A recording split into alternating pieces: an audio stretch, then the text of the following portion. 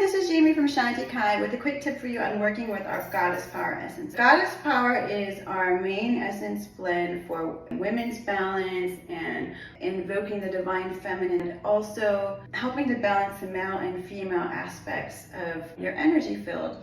Also, it's very good for tapping into your own innate creativity and helping to manifest abundance. It's very strengthening for the lower chakras and can help you to build more positive energy towards manifesting you want to attract. Also got ingredients in it that help to open the third eye and crown and bring greater balance to these areas.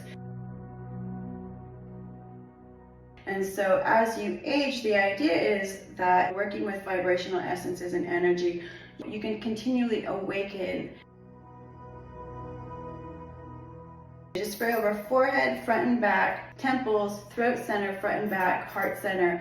But especially you can use it over any female areas, especially your root, base of the spine, sacral area, front and back. And also legs and feet are wonderful for this essence, and using it to invoke your inner strength, to magnify your sense of confidence, and just overall build a field and energy where you feel more empowered and supported and also very nurtured. So that is our Shanti Goddess Power Essence. Thank you very much.